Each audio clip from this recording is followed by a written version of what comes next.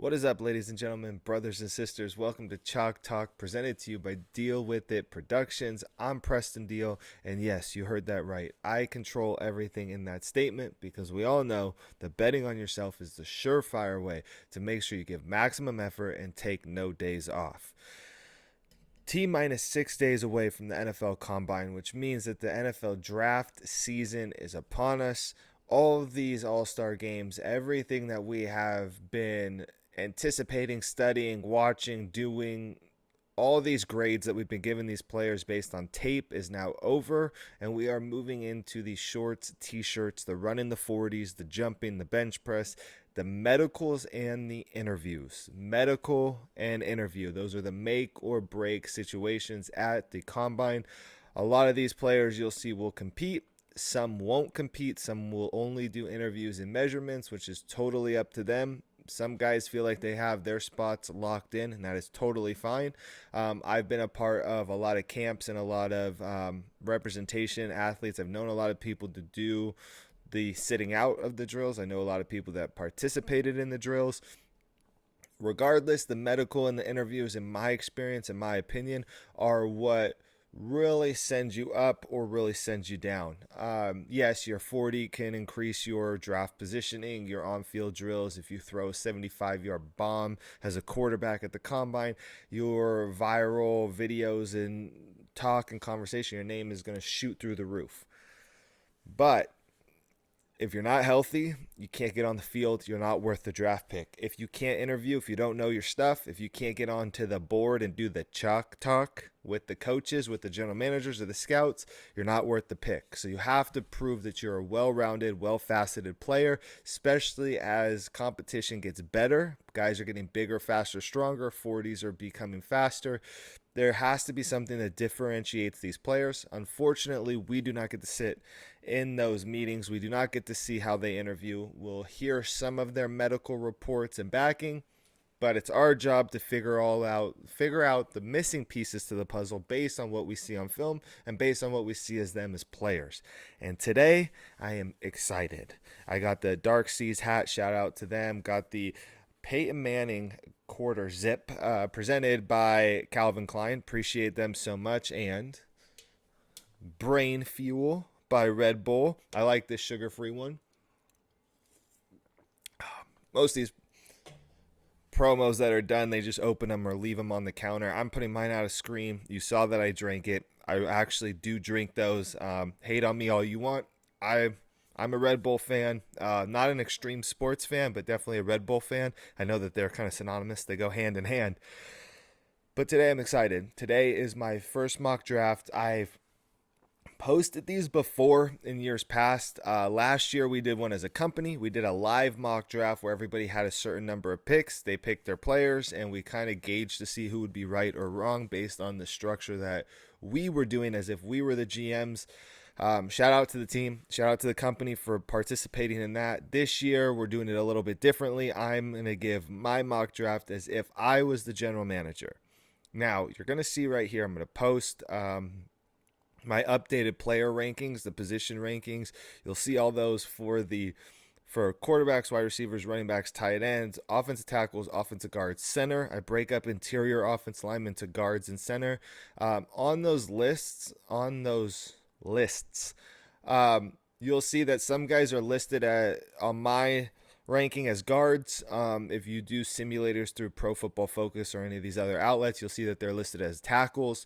I've listed where I think these guys best fit and what position that they'll play in the NFL, give or take some changes based on teams drafting them. You'll see the defensive end, defensive tackles. You'll see my linebackers, my corners, my safeties. That's an updated list, just the top 10s, give or take, with some ties in there. Obviously, my list is very extensive. It's 400 plus players. I've said this in years past, and I've said this before on these shows. I am not a believer in the top 100, top 150, top 200 player list and ranking because I don't think a defensive end is valued or evaluated the same way as a wide receiver. So placing that guy above a different guy or these ranking systems that go on, I'm just not a fan of. I think drafting the best available player is something that is misrepresented and is a term that media uses as a scapegoat for this guy and to talk about this guy and his name and where he went to school. Teams that are drafting best available player, they're drafting the best available player at the given position of a team need. So if their top three things that they're looking at are, edge rusher, tackle, and let's say tight end, the best available player rated on their board at those positions is who they will draft. They're not just going to blindly reach into a barrel and draft a corner if they don't need one. Some teams have done that. This is why there's general managers and coaches that are not general managers and not coaches or scouts anymore in the NFL. Your job is based on longevity and producing players that can be there for the foreseeable future year after year after year. That is a key word. Foreseeable future. In order to be a successful GM, in order to be a successful front office member, a scout, a coach, even an agent, or in whatever business that you choose to do in the sports world, especially with football, and if it has to do with college football or the NFL, you have to have longevity. That's how you make your money. That's how you sustain a career. Longevity comes from the foreseeable future. Make sure that you have players and people around you that are going to be good for long periods of time. With that being said, my mock draft is ready. I'm going to post right here. You'll see when we start somewhere in this region, you're going to see picks 1 through 11 and then like 22 through 33 and all these picks that line up in sections. You'll be able to see those groups of sections, and then I'll talk about each one of those picks and players based on their team. We're going to go through it. I've done a whole 7-round mock draft leading up to today as if I was the general manager for all 32 teams that are picking in the first 2 rounds, but I'm only releasing my first 2 rounds. I'm not going to release all 7, not yet.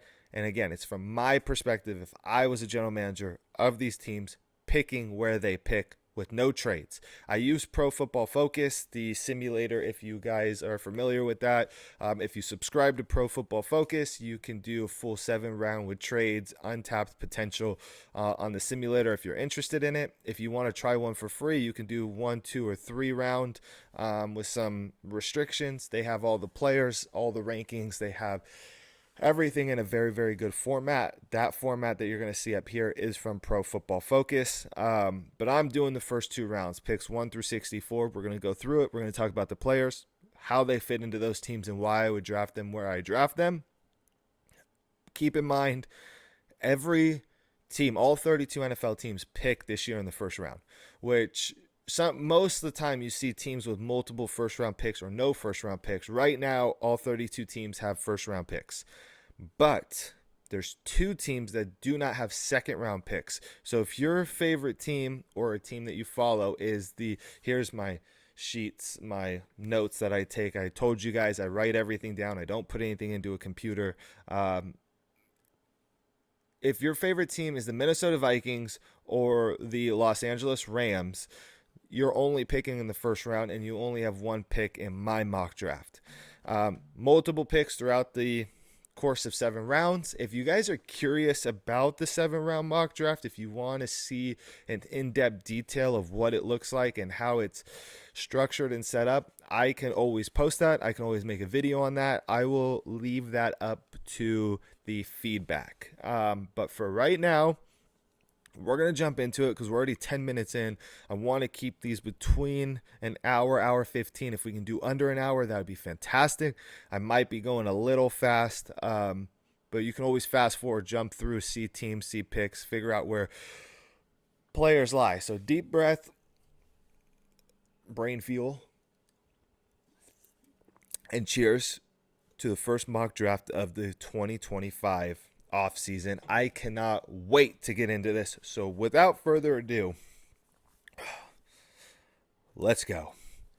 Post the first 11 right there, and let's get into it. The Tennessee Titans are on the clock. If I'm the general manager for the Tennessee Titans, I am drafting quarterback Cam Ward out of the University of Miami. I think he, as of right now, is the best quarterback prospect, the most complete quarterback prospect. He's played a lot of football. He has the traits to carry a team on his back like the Tennessee Titans to the next level and make them that much better. He has some things he needs to work on, but I think with that organization, and look, the new general manager of the Tennessee Titans was the assistant general manager in Kansas City, and he knows the value of bringing in a quarterback that has all the upside with all the traits and being able to work and mold that quarterback with their traits into a team that needs help at the quarterback position.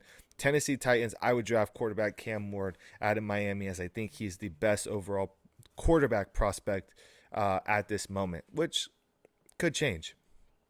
Pick number 2, as you can see, the Cleveland Browns, Abdul Carter, defensive end out of Penn State. The guy is an absolute monster. He's a wrecking ball. He disrupts games in the run and the pass game. He takes over when he wants to, and when the team needs it the most, he is making the plays. Now, I understand the quarterback need. I understand the conversation around quarterback for the Cleveland Browns. I think next year's quarterback class is going to be pivotal in a lot of people's future for their organizations. I think the Cleveland Browns are one of them.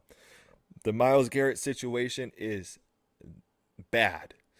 If Myles Garrett stays, you have Myles Garrett, who's probably the best pass rusher in all of the NFL, paired up with one of the youngest, most talented pass rushers that has been seen in a while, in Abdul Carter. Both of those guys coming off the edge is scary and it's dangerous. If Garrett does leave, if you move on from Garrett, you have a potential replacement, somebody who's not going to replace Myles Garrett, but is going to fill that void that will be missing. I think that is more important than selecting any of the other quarterbacks that are available. If Cam Ward slips from number 1, there's a real conversation there at number 2. My mind might be working a little differently, but if I'm the general manager of the Cleveland Browns, with the second pick, my pick is defensive end Abdul Carter out of Penn State. Pick number 3, the New York Giants, which is a mess of a situation. But the New York Giants are going to, I would pick Shedeur Sanders. I think pairing him up with Brian Daboll, having a receiver like Malik Neighbors, having a lot of good influence around him is going to be good. And if there's one thing that we know about Shedeur Sanders, he's got the moxie, he's got the confidence, he's got the personality to come in to start day one, to wear that team with pride and carry them past the finish line. Finish line not being a Super Bowl, finish line being wins. That's the biggest thing when you're picking at the top right now and you're rebuilding your organization. Who can we bring in to give us wins? I think Shedeur Sanders, out of the top 2 quarterback, the ties for the second best quarterback, I think he is the better prospect, I would say, for Brian Daboll and the New York Giants, and I would, as the general manager, select him 3rd overall. I know I have my question marks about him, but I think he will flourish in that system. 4th overall pick, the New England Patriots. I'm going with arguably the best or the second best player in the draft if you look at those ranking systems. As far as top 100s, like I said, I don't do those, but this guy's an undeniable talent. He plays corner, plays wide receiver. Travis Hunter out of Colorado. I think handing his ability on a silver platter to a Mike Vrabel style defense, allowing Travis Hunter to play on special teams, and then developing packages where he can play on offense will help every aspect of your team. It will help on the defense and a Mike Vrabel style defense. It will help on your special teams with Travis Hunter returning the kicks, and it helps your young quarterback in Drake May have a reliable weapon. And if you choose to play him at wide receiver 100% of the time, he's 100% your best receiver already. Now, there's concerns about him as far as he takes plays off, he makes business decisions. His goal was to get to the NFL. That's why he's making business decisions. You start paying guys in college, they have to make business decisions. I would be doing the same thing. So I think it's hard to pass on that guy. I know there's other needs for the New England Patriots, but if I'm in that front office, I'm not passing on Travis Hunter out of Colorado. I'm using him to fill a corner, a wide receiver, and a special teams void day one. Pick number 5, moving on, Jacksonville Jaguars. As you can see, I have D tackle Mason Graham out of Michigan. Yeah, it's easy to sit here and say it's going to be an offensive weapon. They're falling in love with all these other players. Sure, maybe it's easy to assume because Liam Cohen's the head coach, but making your defense better makes your offense even better. You have to put your offense in advantageous situations in order to maximize the efforts of the offense. And you have Josh Hines Allen and Trayvon Walker coming off the edge. And I know that there's some question marks there. But if you can bring in Mason Graham, who moves incredible at his size, at his ability, with his overall production that he had in college, single handedly pretty much winning the Ohio State game, I think he's a dominant force that helps your edge rushers, who helps against the run and makes your offense that much better. Invest in the trenches, and I would start on the D line. Pick six. Pick six. What a great term, by the way. I did play quarterback in high school. I was recruited to play safety. Pick six is one of my favorite plays in all of football.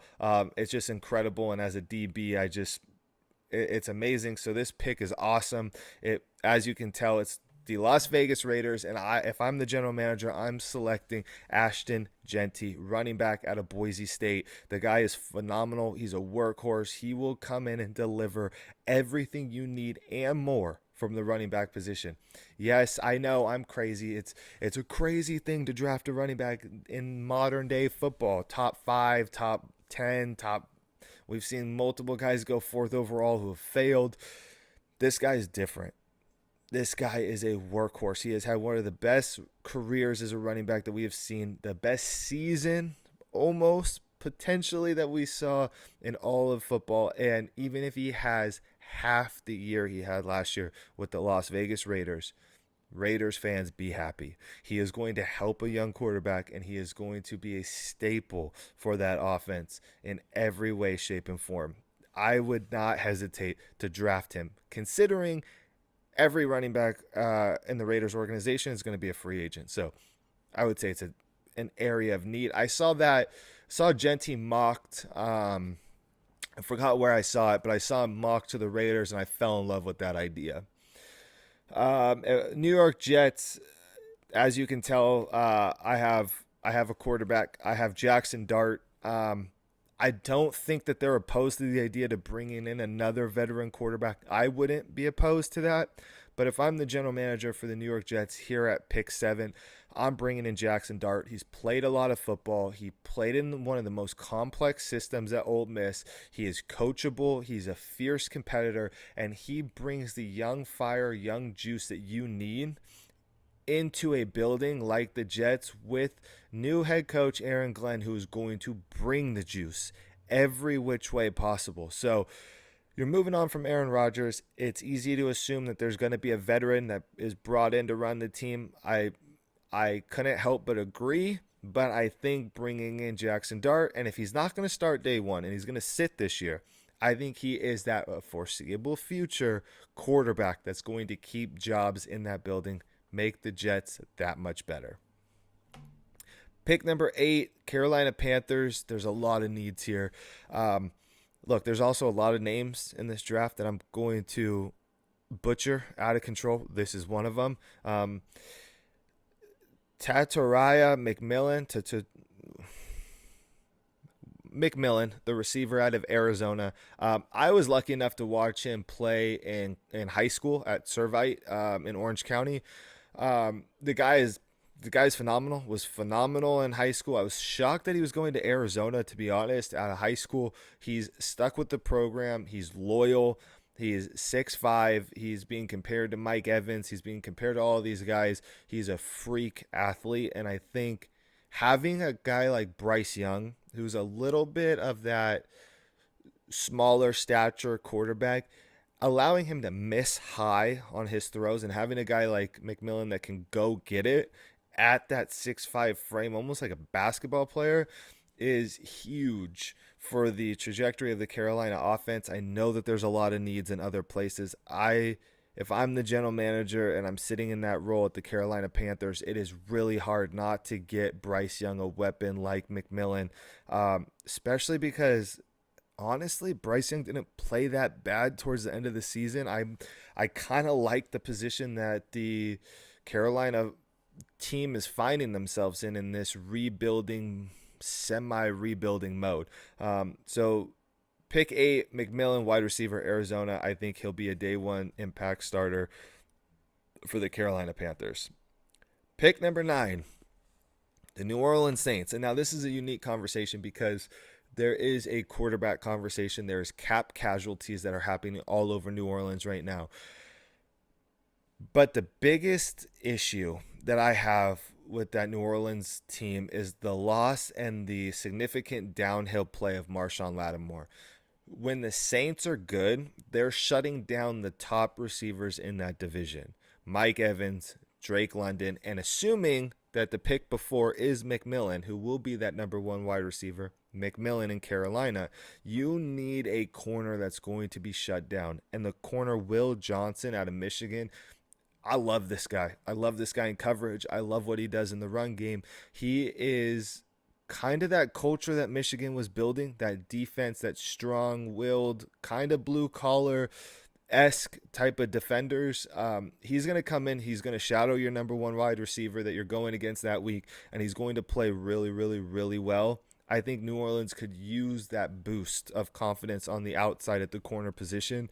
And again, I know that there's a lot of needs, but having a guy like Will Johnson available at number 9 is pivotal of a draft pick for the New Orleans Saints. And I think if you're the New Orleans Saints, that is something to cheer about, and that is a guy who's going to be your new Marshawn Lattimore, Marshawn Lattimore of the past, I should say.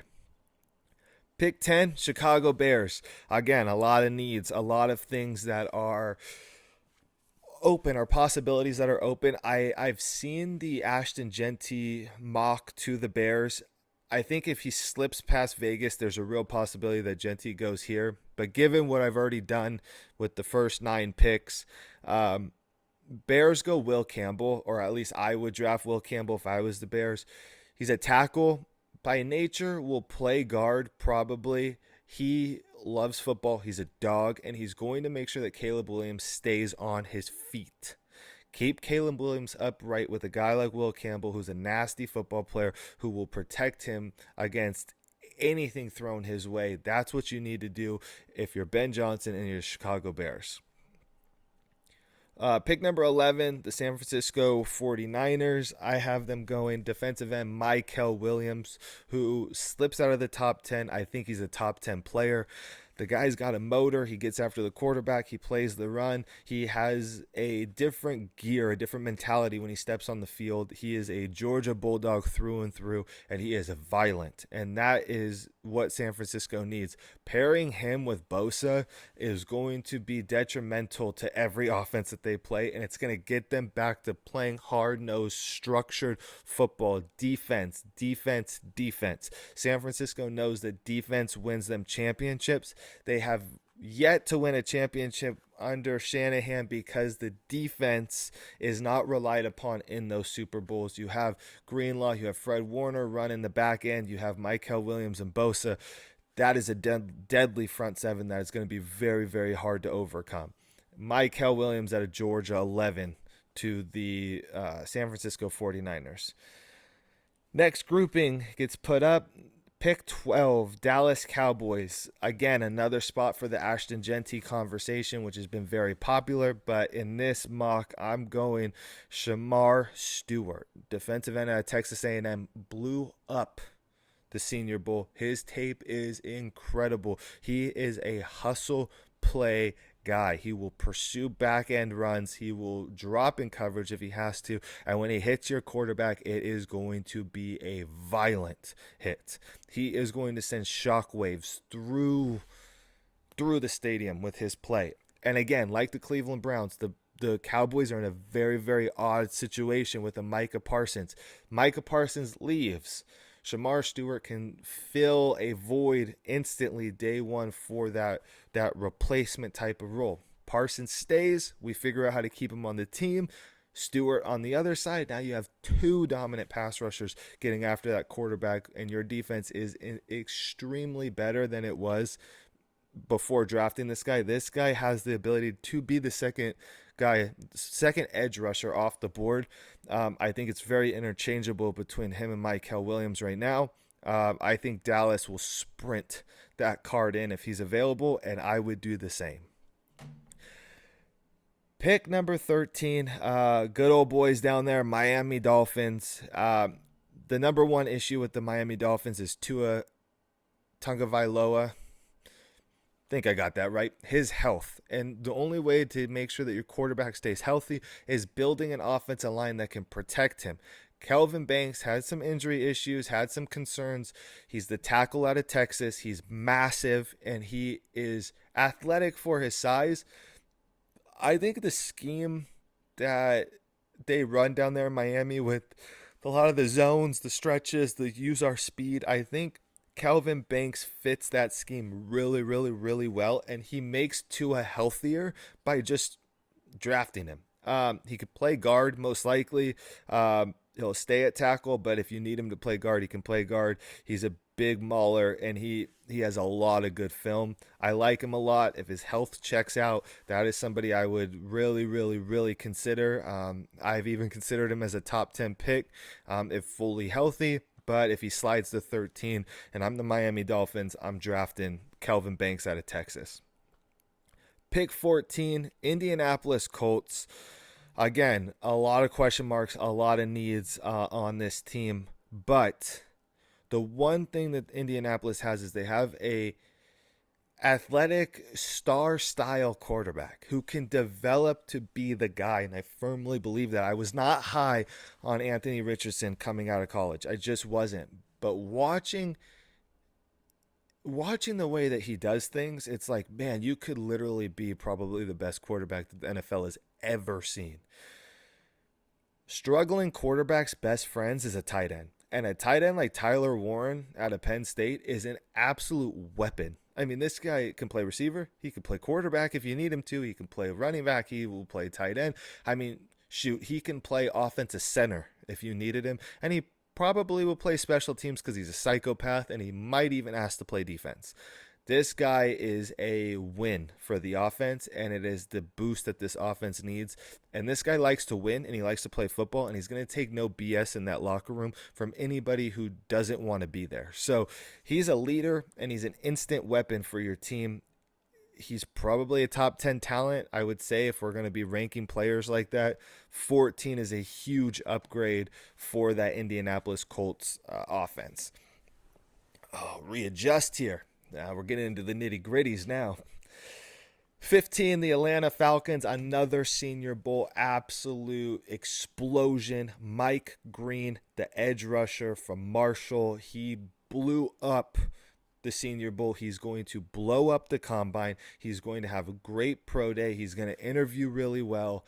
Smaller school guy that will just explode onto the scene. The Atlanta Falcons need some defensive help. They need defensive pressure. They need to get after the quarterback. They need to help their offense, especially a young Michael Penix going into next year.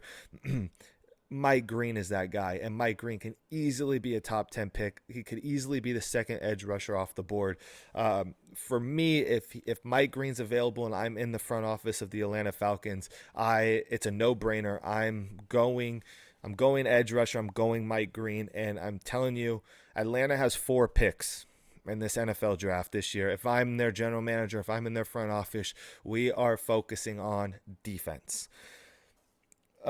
Pick 16, the Arizona Cardinals. You have a bookend left tackle that you drafted in Paris Johnson already, who proved that he can play. He's a starter. He's going to keep Kyler Murray upright. Armand Mambu. I'm going to go Mambau. Whatever. Offensive tackle out of Missouri. He's a true right tackle, which I think is more imperative to the story of drafting him to play right tackle. Now you have him and you have Paris Johnson at the tackle positions. Your tackle positions are set for Kyler Murray to do what he does in the pocket, make the throws, and develop more than we've seen already. You have to keep him protected. I think offensive tackle is a no-brainer, and Membao, told you guys, there's names in here that are just incredibly difficult. He's a true right tackle. He'll start day one. Your tackle positions for the foreseeable future are taken care of. No matter who's playing quarterback, you need to have your tackle situation in order. All right. Pick 17, we are Cincinnati Bengals. Defensive tackle Walter Nolan out of Ole Miss, another guy that exploded onto the scene at the Senior Bowl. You watch him at the Senior Bowl and you're like, okay, did he do this on tape? You turn on his tape. Yes, he did. This guy is a monster on the inside in a interior defensive line class that is loaded and stacked. This D line class period is out of control and they are really good. He comes off as the second interior defensive tackle off the board. He's violent, he's physical with his hands. If you bring Hendrickson back in Cincinnati and he has the year that he had this year, leading the whole NFL in sacks, and you pair him with a Walter Nolan inside who can take that pressure off of him, Hendrickson's going to be that much better. Your defense is that much better, and now you are winning that type of point of attack, that emphasis on your trenches, on your D-line. It's easy to assume that they're going to want to protect Joe Burrow or go get a receiver. Yeah, I could see that, but I'm a firm believer that O-line, D-line wins you championships. And fights to keep you in relevancy in these playoff competitions and conversations. Walter Nolan is a huge addition in that interior defensive line for the Cincinnati Bengals. All right. Pick 18 is the Seattle Seahawks. And here's my guy. Offensive lineman, Gray Zabel. Plays guard, plays center. He right guard, left guard. He's played tackle in college, pretty much only played tackle in college. Another Senior Bowl guy that just exploded. He is violent, he is nasty, and as Geno Smith approaches sort of the end of his career with his age, keeping him upright so he can make every throw is imperative. This is a guy that will come in, he'll start day one, he can play all 5 positions on the offensive line. He will probably never get hurt, and he will develop into that offensive lineman that's there for years and years and years, and he will make your offense and your team dramatically better. He's not the big sexy pick that everybody wants to see, but he might not even sell jerseys, but I'm telling you right now, he makes their team dramatically better day one. That would be my pick if I'm the Seattle Seahawks, at a position that is heavily needed for them. Let's remember that. Not sure where this list goes to. I'm not looking at that list. I have my own list, so I'm just going to start rattling through them. The list will switch over once we get to that conversation. Pick 19, Tampa Bay Buccaneers, my favorite team, who I cheer for. Yeah, I'm a fan of all 32 teams. Realistically, I cheer for players, but Tampa Bay is my. If I had to say my number one team, my favorite team, somebody I've cheered for since I was a kid, so I have a vested interest in the Tampa Bay Buccaneers. At pick 19, I go Jahdae Barron, corner out of Texas. I could see him going higher. Corner position not as strong as far as there's other positions like edge and offensive line that I think have more value at these higher picks. Tampa Bay, they got to get a corner. They got to get somebody that can help shut down receivers and shut down the pass game. We're giving up a lot of yards through the air. These games are getting really close. They're a lot closer than they should be. We're relying on our offense to make way too many plays throughout the course of 4 quarters. Jahdae Barron is a starter. I've had a first round grade on him through halfway through the college football season. The guy is. He's a monster at corner. He plays nickel. You could probably move him to safety if you wanted to. He has the ability to tackle. He's physical, and you can tell he's instinctual and smart. I think the combine is going to be huge for him. He might even find his way into the top 15 based on his performance. So Jahdae Barron, pick 19, corner out of Texas to the Tampa Bay Buccaneers. Now, pick 20. This is the Denver Broncos. This is kind of a interesting pick. I'm not for drafting injured players in the first round, never really have been. But Ben Morrison out of Notre Dame, who I drafted here at 20 to the Denver Broncos, when he's healthy, if he's healthy, is good enough to be a corner number one in this year's NFL draft, good enough to be corner number one in the NFL. Paired with a guy like Pat Surtain, it's going to be really hard for teams that you play in that division, and think about that division, how hard it is to win the games that matter the most. And we're talking about against the Kansas City Chiefs. The Kansas City Chiefs throw the ball all over the yard against the Denver Broncos every year, all year, except for the last game this past season when all the starters were out. But historically, since Pat Surtain's been there, they throw away from Pat Surtain and they gain yards.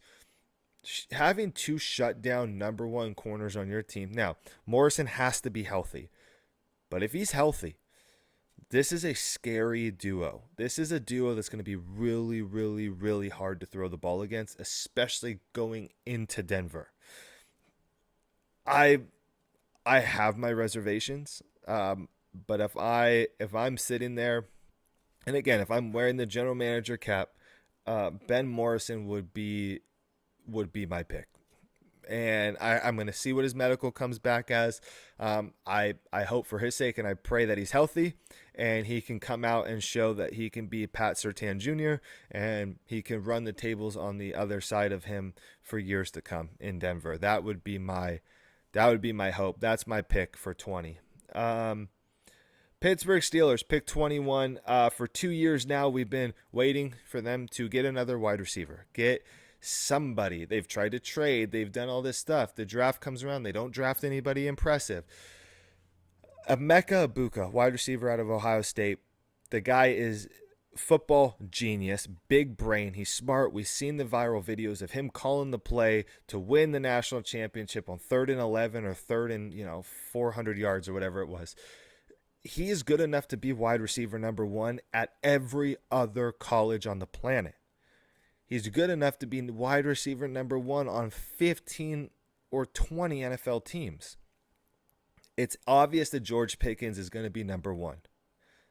That leaves Emeka Egbuka one-on-one for the Pittsburgh Steelers offense in every single game. This guy is going to be a monster, and I would be stoked to be the Pittsburgh Steelers to bring him into the building. I understand that the quarterback situation is kind of up in the air. I would like to see them re-sign Russell Wilson. I would like to see them bring in Emeka Egbuka, pair him with George Pickens, and really get that offense humming in the right direction. Pat Freiermuth is steadily getting better. He's on the rise. Bring back, Harris or Warren. They're going to probably bring back one or both. Maybe they'll let both go. That offense is trending in the right direction. Emeka Egbuka is an awesome pick. If he falls to 21, I would be super happy if I was a Steelers fan to have that guy on the team. Pick 22, Los Angeles Chargers. This one's a little bit obvious. Tight end, Colston Loveland out of Michigan. I think he's a Harbaugh guy. I think, obviously, the Michigan connection. The Chargers need a tight end. They need a weapon to throw the ball to. Tight ends are, a big part of what Harbaugh likes to do. Loveland will block. He'll catch. He'll do everything you need to do. And his best year was not even this past year. His best year was the championship run with Harbaugh. I think it's a no-brainer. If I'm the general manager, I'm giving Harbaugh what he wants. He already proved that he could get us to the playoffs and win. So if he says he wants that guy's coming to the Chargers. A little higher than I think a lot of people would like it to see him go. This is maybe a trade spot of some sort, but I really like the Colston Loveland pick, teamed up with the Chargers and Harbaugh at pick 22. Oh gosh, pick 23, the Green Bay Packers. I'm not even going to attempt the first name. Offensive tackle Ursay Ezere out of Minnesota. The guy is a monster, literally. They talk about like David versus Goliath back in the day. That guy was probably written in the scripts as the Goliath. I mean, he is massive and he just looks the part. He looks like a left tackle. He's big, he's strong, and he's fluid. He can move, he can bend. Once he gets his hands on you, these edge rushers and D linemen they're not getting away from him, and he's not holding because he's in perfect position.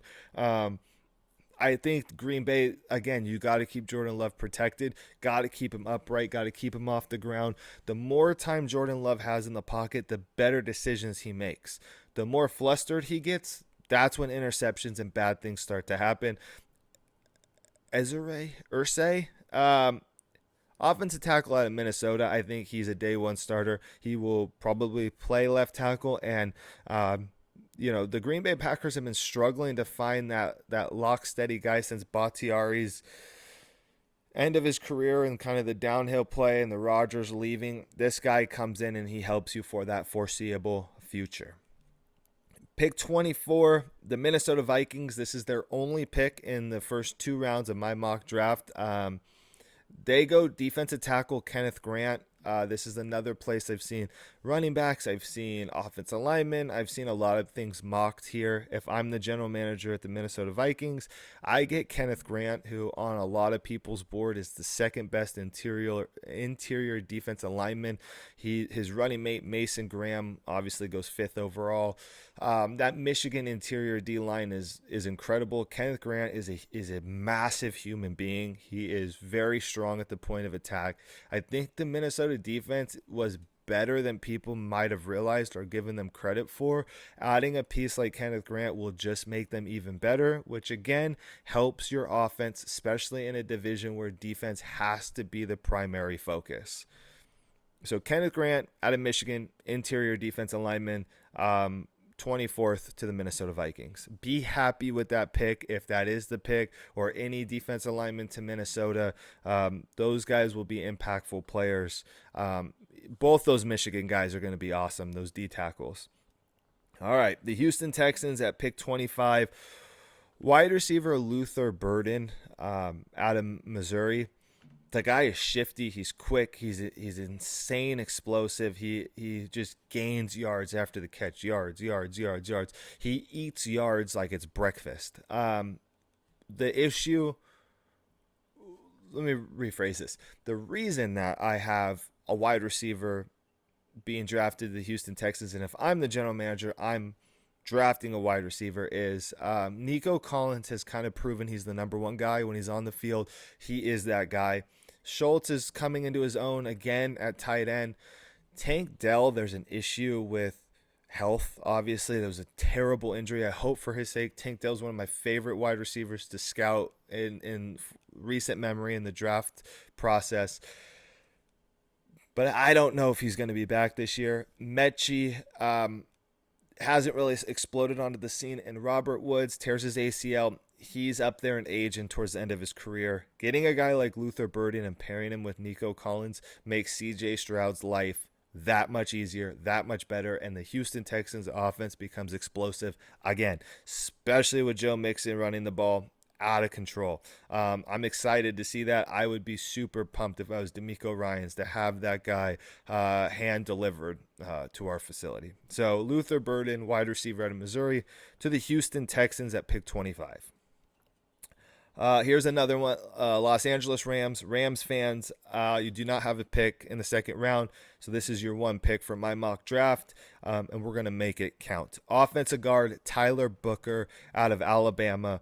This guy is an anchor. He is aggressive in the run game, very good in the run game, moves bodies. He's strong. He can pass protect. I think he can get a little bit better in pass protection, but he is going to be a guy that's going to stabilize your offensive line, interior offensive line, for a long time. And Stafford coming back at least for a year. The Kyron Williams got to get back to running the ball. This guy helps you build that running the ball identity, physical, downhill, smash mouth football. Let's go out there and punch him in the face. We'll run the ball 25 times a game. We'll throw it when we need to. We'll play action it, and we'll help out our offensive line by taking those shots down the field off of play action, which will confuse that defense. Tyler Booker, offensive guard out of Alabama. That would be my pick. Like I said, I love fixing the trenches. I love building an offensive line. And I think Tyler Booker, he's a first-round draft pick. I've seen a lot of people mock him in the first round. I've seen a lot put him in the second round. I think he finds his way to the first round. He's stable, he's sturdy, and he's a very good football player. Tyler Booker, Alabama guard, 26th to the Los Angeles Rams. 27, the Baltimore Ravens, who also, similar to the Pittsburgh Steelers, have been trying to find another answer at wide receiver, trying to develop more dynamic players for Lamar Jackson to get the ball to. I would draft. I like Matthew Golden, wide receiver out of Texas, came onto the scene after Isaiah Bond's injury, which was arguably the best thing that happened to Matthew Golden's career. He's probably going to be a first round draft pick. In my book, he's a first round draft pick. I would draft him to the Ravens. He has him and the speed and the explosiveness that he has with his route running ability paired with his Zay Flowers, with Mark Andrews and likely at tight end, with Derrick Henry running the ball and Lamar Jackson, there should be no reason that this team cannot score points. And even if their defense crumbles and falls apart, you would think with that setup that they could score 1,000 points a game and compete with any offense and really put them over that next hurdle, that next hump, get them through that threshold, and put to bed all those debates that are happening about them. I mean, you got to do something. I think Matthew Golden makes your team that much better instantly, paired with the other receivers and all these other weapons that you have around Lamar Jackson. Brain power. All right, so that's Matthew Golden, Texas wide receiver, going 27 to the Baltimore Ravens. I got to flip my pages, go through my notes here. Pick 28, the Detroit Lions, who have had a plethora of unfortunate injuries and setbacks and still somehow make the playoffs, and still somehow Dan Campbell is an absolute monster and genius. Respect to the Detroit Lions, respect to Dan Campbell, my favorite coach to follow, to watch in the NFL. He is he's the dude. But here at 28, I have the Detroit Lions taking James Pierce, defensive end out of Tennessee. A lot of people have him going higher. A lot of people have him as a top 15 pick. There's just some inconsistencies in his game that I've seen. He has the physical traits and components to be a premier pass rusher, a premier edge player, a defensive end in the NFL. I think getting a guy like that teamed up with Hutchinson, who can learn from Hutchinson and kind of draw from his game. You pair him on the other side with Hutchinson, and you let Pierce watch Zadarius Smith and Hutchinson, and you kind of rotate those three. You have a dynamic pass rush. It also takes a lot of pressure off of those first two guys to not have to play so many reps, which we know that Hutchinson's coming off of his injury and injuries in general for that defense. So getting a guy like that who can develop into his role, especially because it's later in the first round, if he develops into a top 15 talent and you got him at 28, that is value for your foreseeable future. And I think Dan Campbell is all about the value, especially on the D-line. So that's James Pierce, defensive end, Tennessee, pick 28 to the Detroit Lions. Again, not even sure I'm saying his name right, but we're going to go with it. Pick 29, Washington Commanders. Bobby Wagner is a staple, has been a staple at the linebacker position in the NFL. First ballot Hall of Famer, in my opinion. What better way to pay homage to what he did for the Washington Commanders than bringing in a guy who's a thumper, linebacker, Jalen Walker out of Georgia. He's smart. He's instinctual. He reminds me a lot of Bobby Wagner. Obviously, different body type, different play structure, but just filling the hole, knowing where to be, knowing what the offense is doing. He's commanding the defense. He can run, he can hit, he can tackle, he can pursue, he can cover. I think he's going to shoot up this draft board a lot. I think his combine is going to be explosive, especially for the linebacker position. I'm excited to see him. I know Washington has some things that they could figure out, or pieces that they need to fit into their team, but Jalen Walker could be a day one starter. If Bobby Wagner plays next year, this guy will absorb everything Bobby Wagner has to teach him, and he will become that linebacker that calls your defense for years to come. Pick 30, Buffalo Bills corner Trey Amos out of Ole Miss. Trey Amos is a great corner. He's a ball hawk. He's instinctual. He runs the routes for these receivers, and he's playing the cornerback position. His in and out of breaks are incredible. The Bills need a corner. They need some other things on the defense, but I think Trey Amos is a day one starter, and he helps you get over the hump that they've been trying to get over. He'll tackle. He's physical. He's violent, and he makes your team better. Trey Amos, Ole Miss corner to the Buffalo Bills, pick 30. We're going to get through these two picks, and we're going to go through the second round relatively quickly. Do me a favor, like, comment, share, subscribe, do the whole 9 yards. It's greatly appreciated. We take the time and energy to do all this stuff for everybody out there. Hopefully this information is helpful. But with that being said, pick 31, the Kansas City Chiefs. It's no secret what they need. They need an offensive tackle. They need a left tackle. I think one of the most pure left tackles in the draft will fall to them. If I'm sitting there in the front office, this is a no-brainer. Josh Connerly, left tackle out of Oregon. Yes, he had some bad reps at the Senior Bowl, but there is no better system or organization to help train him and develop him as an offensive lineman than in Kansas City. You get to move Thuney back to left guard, and Connerly will take over that left tackle position, and he will anchor that side, and he will make sure that Mahomes does not get touched. He had a great season at Oregon, and he will continue into his NFL career in an amazing way, and I think the Chiefs will be over the moon to draft a guy like this. At least I would be. Pick 32, last but not least, the Super Bowl champions, Philadelphia Eagles. Defensive end Donovan Ezuraku, he made his way into the first round out of Boston College. I watched the first game of the college football season. He was dominant. He was absolutely dominant. Maybe it was not the first game of the season. Second, third game maybe against Florida State. Whenever they played Florida State, that is when this guy got onto my radar, and I was super excited to see his projection and his development. He's a first-round pick. He reminds me a lot of Brandon Graham, who will be leaving Philly most likely.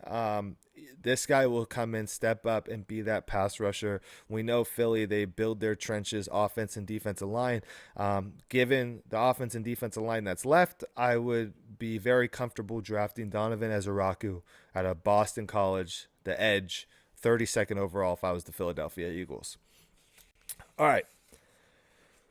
Now it's hammer time. Let's get through the second round. We're already at 52 minutes. I wanted to keep these between an hour and 15 minutes. I think I can get through the second round in about 25 minutes. This is where teams are made. This is where teams are built. This is where championship quality NFL teams are made. If you're an NFL fan, don't just watch the first round. Watch day 2. Second and third round players are the players that make your team fundamentally better for the foreseeable future. I'm going to keep saying that word, foreseeable future. Second and third round. This is my favorite rounds to scout. Starting it off, pick 33, the Cleveland Browns. Easy to say they're going to go quarterback. I would go wide receiver Trey Harris out of Ole Miss. He's an A.J. Brown, DK Metcalf style receiver. I think if we could look back on those guys when they were coming out, we would want to draft them in the top 5, top 6 picks. Trey Harris is another one of those guys who, again, falls to the second round. Cleveland Browns get to pair him with a Jerry Jeudy. Whoever is playing quarterback there will have 2 reliable weapons at wide receiver to deliver the ball to, and Trey Harris is an impact player day 1. Pick 34, the New York Giants. They go Shedeur Sanders in the first round. It's no shock that they need to be protecting him. Josh Simmons, who probably is going to be a first-round draft pick, his injuries push him down on my board. Left tackle, offensive tackle out of Ohio State. The guy is awesome, and he will keep your quarterback healthy and safe. He could also slide to guard, because I know they got 2 tackles there right now, or one of those tackles could slide to guard. This guy is a day 1 starter on your offensive line and will keep Shedeur Sanders upright. Pick 35, Tennessee Titans. Another Ohio State offensive lineman, Donovan Jackson, who's one of him and Gray Zabel are the most versatile offensive lineman in this whole draft. I think Donovan Jackson could easily find his way into the first round. He moved from left guard to left tackle, played both positions extremely well. And if there's anything that we learned from this year with the Kansas City Chiefs, your offensive linemen have to know how to play multiple positions if you want to be successful if injuries do and when they arise. Donovan Jackson helps keep Cam Ward healthy. You can pair him next to J.C. Latham, which was the pick from last year, and your offensive line is that much better. Donovan Jackson, Ohio State, watch for him probably in the first round. Pick 36, Jacksonville Jaguars, a guy who also will probably be a first-round draft pick, Shaven Revel out of ECU, East Carolina. He's a long, skilled corner. He has that kind of trajectory that Quinion Mitchell had last year. I think he's going to come in and be a day one starter. If you're the Jacksonville Jaguars, you love pairing him up on your team with a guy like Campbell at the other corner position. He could play in the slot. He will probably develop into a day one starter relatively quickly and help your pass defense tremendously. Shaven Revel, corner out of ECU, to the Jacksonville Jaguars at 36. Now, pick 37. Chip Kelly, Pete Carroll, the Las Vegas Raiders, and owner Tom Brady. Quarterback Will Howard out of Ohio State. I would draft him there. I think he's the fourth best quarterback in the draft. He might even be the second best quarterback in the draft. Might even be number one best quarterback in the draft. We have no idea. I cannot wait to see him perform at the Combine. He had an amazing run. He's played so much football. He's an incredible quarterback, and he's been good his entire college career. This guy paired up with Chip Kelly again with Pete Carroll and his energy, his mindset. This guy will flourish with the Las Vegas Raiders. And I think if I'm in that front office with a guy like Tom Brady, a big, strong pocket passing quarterback is hard to pass on, especially in the second round. He could be your day one starter, and you get him in the second round for a tremendous value. Will Howard, quarterback, Ohio State, to the Las Vegas Raiders. Obviously, I'm forcing that pick. Pick 38, New England Patriots, go defensive end, Captain Jack Sawyer. Ohio State defensive end, had a tremendous year, an even better run than I think people gave him credit for. He really emerged himself as the number one pass rusher on that team. He had a huge play against Texas, which basically sent Ohio State to the championship and allowed them to go on the run that they went on. This is a Mike Vrabel type of guy, and I don't think that they pass on him. I think Jack Sawyer could find himself into the first round easily based on his performances throughout the year and his combine performance that he's going to put up.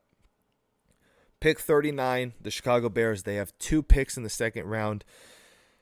But first, pick 39, running back Omarion Hampton out of North Carolina. He was the only bright spot that the North Carolina offense had at all this year. He is an absolute beast. He's a bigger running back that can move like a smaller running back. He is going to blow up the combine. He is a special talent. Pairing him with the DeAndre Swift.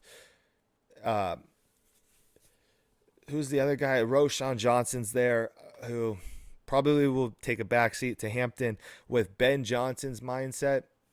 This is going to be a scary team, and the best way to help Caleb Williams outside of getting him pass protectors is developing a run game.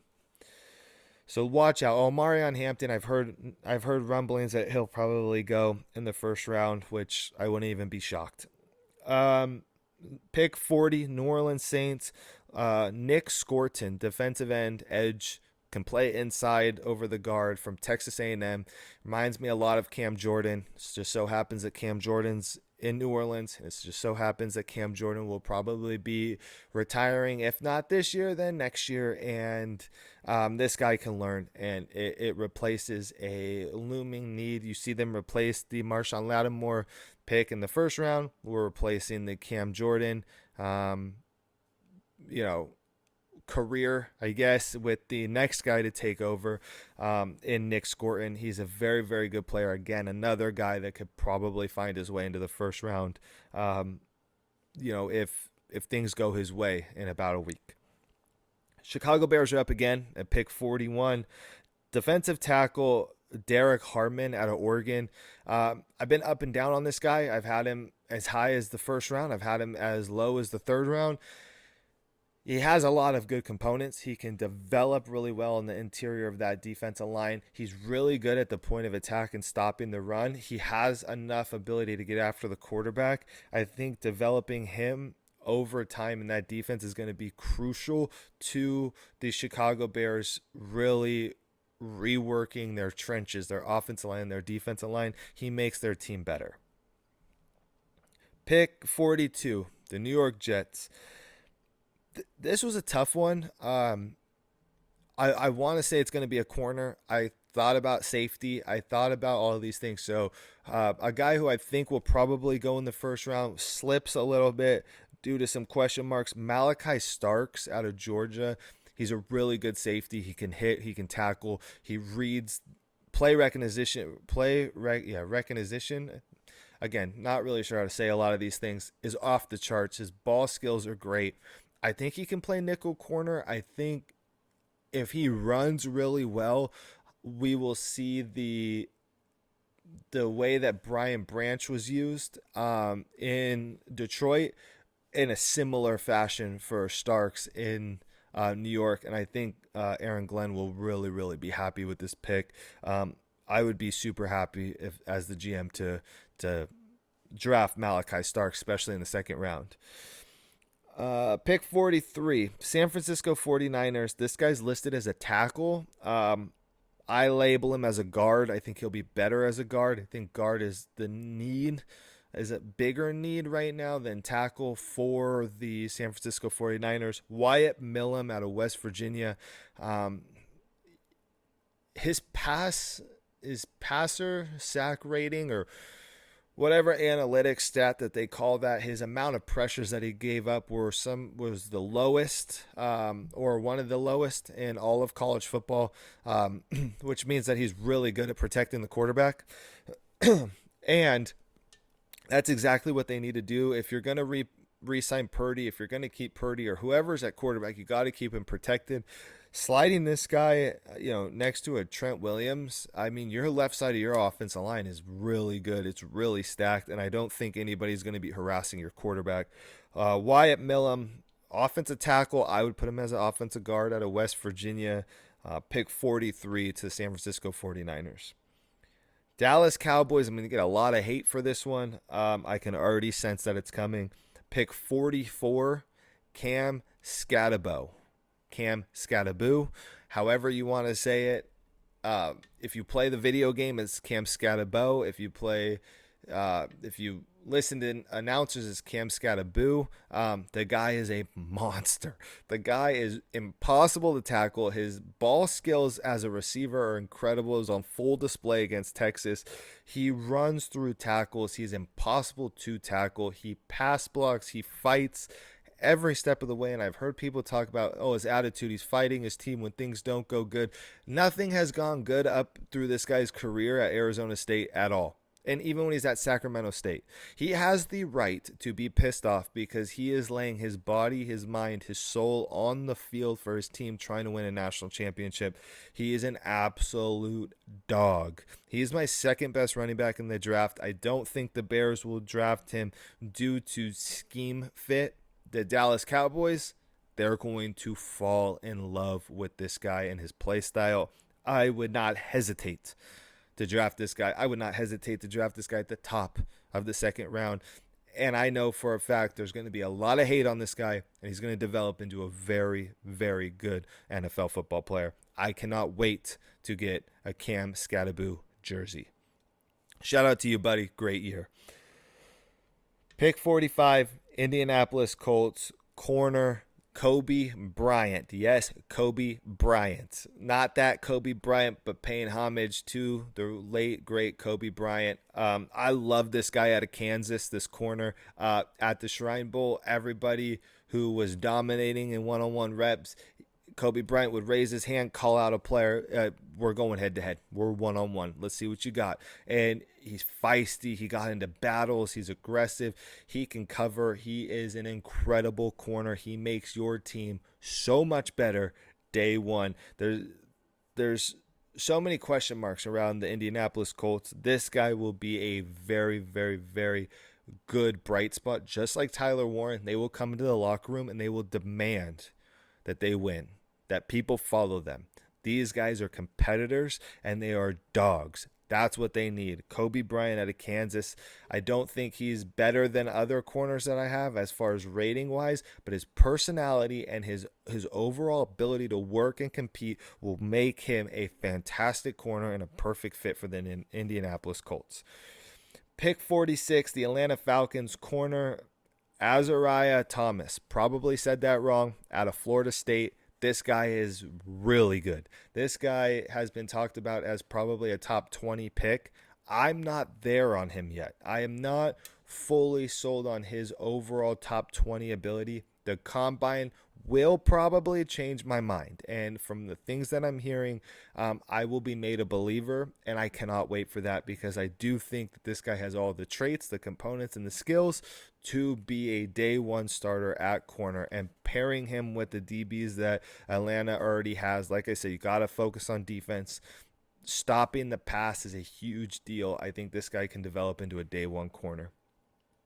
Pick 47, Arizona Cardinals, Landon Jackson, defensive end out of Arkansas. This guy has the skills, the components, the body frame, the look, the makeup to be the number one edge guy drafted. He's shown glimpses, spurts here and there. I think he needs a little bit more time to develop. I think he needs to work into his role and his ability a lot. But when it clicks, it's going to click, and the Arizona Cardinals can use a heavy pass rush and a heavy pass rush presence. Landon Jackson out of Arkansas, 47 to the Arizona Cardinals.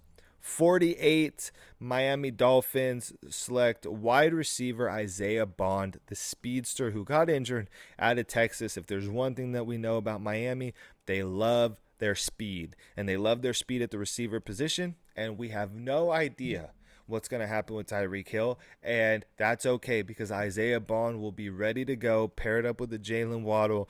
They will be looking to push the ball down the field, and if Hill is still in Miami and you have Waddle, Hill, and now Bond, your track team is complete with a chain in the backfield. I wouldn't hesitate to draft Isaiah Bond here for the Miami Dolphins at 48. Pick 49, Cincinnati Bengals, my guy, my fantasy football impact player that I think is hard to pass on in the second round, Harold Fannin Jr. to the Cincinnati Bengals. He is a receiving threat. If Higgins isn't brought back, you can still use Harold Fannin as a receiver. Like I said before, he's a receiving threat. I really like what he's done. Bowling Green is not the flashiest, sexiest school to be drafting players from, but he made it work, and he played great football, and he blew up the Senior Bowl, and he's quickly rising on a lot of people's boards, including mine. Pick 50, Seattle Seahawks, Jahad Campbell, linebacker out of Alabama. He's a day one starter.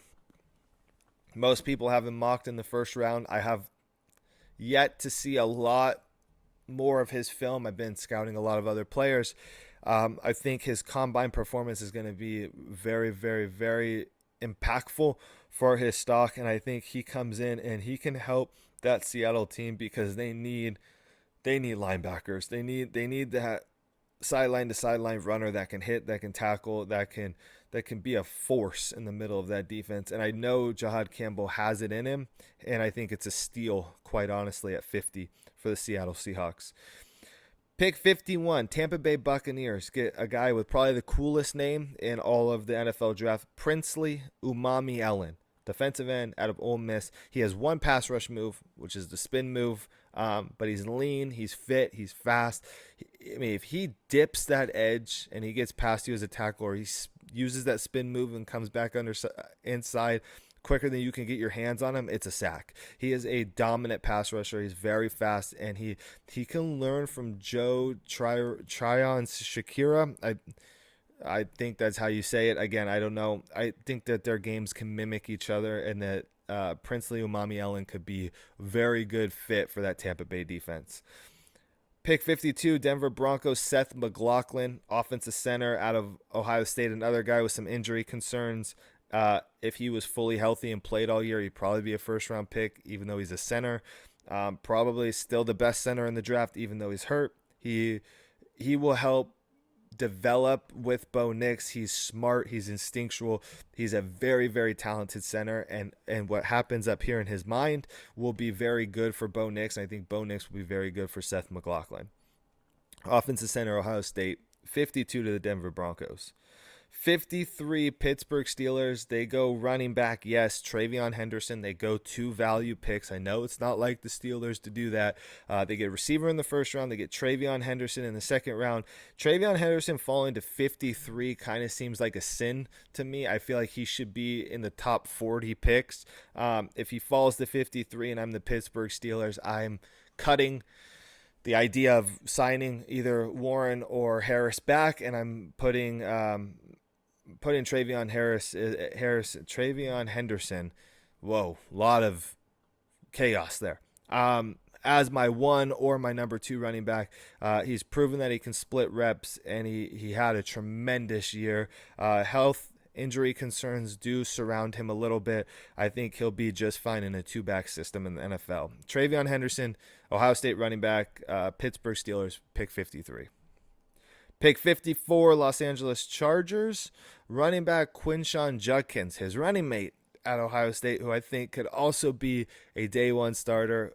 54 for him seems like a sin as well. He had a great career at Ole Miss, goes to Ohio State, becomes a national champion, can catch the ball in the backfield, has explosive tendencies. I think the Chargers will use him as an every down back, and Harbaugh will fall in love with this guy. He paid attention to him this year. It's going to be, I think those guys are interchangeable. I think Judkins could go 53 and Henderson can go 54, vice versa. Both teams are going to need running backs.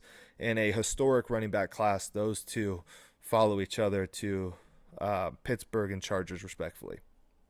Pick 55, the Green Bay Packers. Defensive tackle Alfred Collins out of Texas. This guy's like an old head. He's like an old school guy.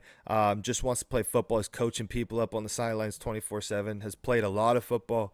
He's an impactful interior defensive lineman that makes the Green Bay Packers edge rushers that much better, and he can plug the holes to stop the run in a division where that is necessary. Alfred Collins, defensive tackle out of Texas, to the Green Bay Packers.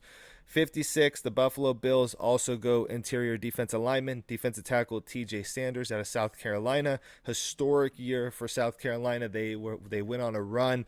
There's a couple guys on that defensive line and that defensive front that were just incredible. I think TJ Sanders was probably the best out of all of them. He finds his way paired up with Ed Oliver in an interior defensive line group in the Buffalo Bills that are really, really, really talented. TJ Sanders out of South Carolina. 57, the Houston Texans were on a defensive tackle roll. Darius Alexander, a guy that looks like an edge player, carries his weight really well. His body fits his personality, his structure. He's out of Toledo, smaller school, but he plays inside, and he has a relentless motor. Pairing him up with the pass rushers that they got in Houston, putting him on the inside and allowing him to work on one-on-ones on guards and centers is going to be very advantageous for that Houston defense, and he's going to explode on the scene, especially if you put him next to Will Anderson. They're going to be a very, very, very good duo. That's Darius Alexander, defensive tackle out of Toledo. Pick 58, Carolina Panthers also go interior defensive lineman, defensive tackle Omar Norman Lott out of Tennessee. The guy is big, he's physical, he's athletic. He moves really well. He moves like a top interior defensive lineman. All these guys do. All these guys will probably find their way towards the top of that draft ranking. But like I said, this defensive line class is historic, and Omar Norman Lott can come in and play next to Derek Brown immediately in Carolina and really make his presence felt on that defensive line. Pick 59, Baltimore Ravens go Anthony Belton, a true left tackle out of NC State. The guy is massive. He's got great ability. He anchors really well. I watched him over the course of the season on tape. He locks on and he sinks his hips, which is huge for offensive tackles. And there's no push, there's no leverage, there's no ground given. He is a stud in the pass game. He's a little raw in the run game, but a guy like Derrick Henry will help you fix that because he'll make you look fantastic. Got to get some pass blockers. Got to get some people to keep Lamar Jackson upright and make throws to some dynamic athletes down the field. I think Anthony Belton could be potentially a day one starter. Uh, I think he'll probably move to right tackle or something will maybe play left guard. I'm not sure what the components will be, but he's a true left tackle. I think you can move him based on his athletic ability and what I've seen. He's a really good player and a really good pick for the Ravens there at 59. Pick 60, the Detroit Lions go with another South Carolina front seven guy, Demetrius Knight, linebacker. This guy can play. This guy can flat out play. He can fly around. He can ball out. I was turned on to his ability at the Senior Bowl. I had to go back and kind of rewatch some tape, rewatch some film, and yeah, he makes plays. He's definitely a top 5 linebacker in this year's class. I think top 3 makes a lot of sense. You could even see him maybe even being the second linebacker drafted ahead of Jahad Campbell if the combine and things go his way. He's a fun player to study, and he's really, really dynamic. Pick 61, Washington Commanders wide receiver Savion Williams out of TCU. The guy is like watching the Energizer Bunny on steroids and crack cocaine, run around with the ball. He is fun. He is fun to watch. He will be a lot of fun to watch in that Washington offense with Jaden Daniels throwing them the ball. Savion Williams getting one-on-one looks because of Terry McLaurin with Cliff Kingsbury play calling. Savion Williams is going to explode. If you are a fantasy owner and there's a late round pick and you need a rookie wide receiver, Savion Williams is going to be your guy. He is going to rack up the yards and he's going to explode onto the scene. Savion Williams at a TCU, remember that name. Pick 62, Buffalo Bills wide receiver Alik Aomenor, some kind of pronunciation like that, out of Stanford, wide receiver. The guy is big. He's physical. He tracks the ball really well. He's good on those deep routes. He kind of has that like Gabe Davis vibe to him. I think he fits that Buffalo Bills deep threat idea that they're trying to build. They're going to bring along Coleman. Obviously, Shakir is there. They're 2 big tight ends are awesome.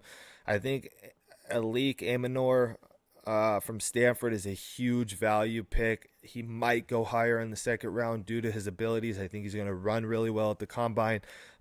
Bill snag him at 62, and they're stoked to add another weapon for Josh Allen. Last 2 picks here. We're getting down to the nitty gritty. I appreciate you guys sticking with me through this. Pick 63, Kansas City Chiefs, tight end Elijah Arroyo out of Miami. The guy is a matchup nightmare. He's super athletic, runs routes like a tight end, or runs routes like a wide receiver, but looks like a tight end. Obviously, he runs routes like a tight end. He is a tight end.